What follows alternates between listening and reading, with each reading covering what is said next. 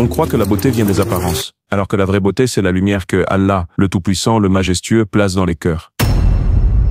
C'est l'histoire de deux hommes, deux voisins, deux destins. L'un est riche, l'autre est pieux. Le premier possède tout ce que les gens rêvent d'avoir. Des champs fertiles, des dattiers chargés de fruits, des vignes grimpant jusqu'au ciel, et des ruisseaux limpides qui coulent à travers ses terres. Il marche dans ses jardins avec fierté. Il lève les yeux vers son domaine et sourit.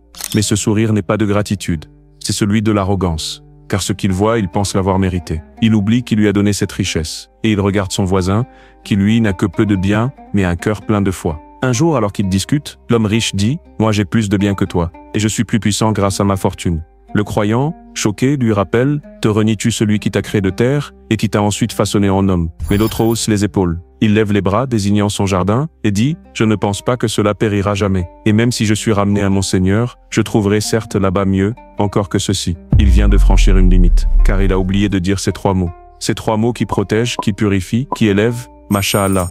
Dans la sourate Al-Kahf, Allah, le Tout-Puissant, le Majestueux, nous rapporte cette histoire. Le croyant dit à son voisin « Si tu m'avais vu en entrant dans ton jardin, pourquoi n'as-tu pas dit « Masha'Allah, la puissance n'appartient qu'à Allah » Sourate Al-Kahf, verset 39, Allah le Très Grand a dit la vérité, mais c'était trop tard. Le lendemain matin, le riche se réveille. Il court vers ses terres comme chaque jour.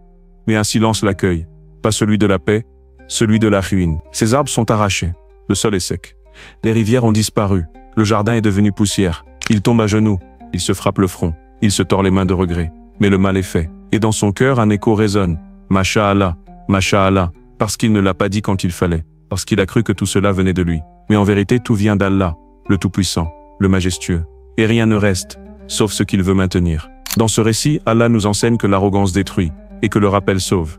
Dire Masha'Allah, ce n'est pas une formule magique. C'est un rempart contre l'orgueil. C'est reconnaître que tout bien, toute beauté, toute réussite ne viennent que par la volonté d'Allah. Et aujourd'hui encore, des gens voient une belle maison, une belle voiture, un enfant mignon, et ils disent juste « trop beau, magnifique ». Mais ils oublient que la parole du croyant, ce n'est pas la flatterie, c'est la reconnaissance. C'est la protection contre l'œil envieux. C'est Masha'Allah ce qu'Allah a voulu. Et celui qui oublie risque de perdre plus qu'un jardin.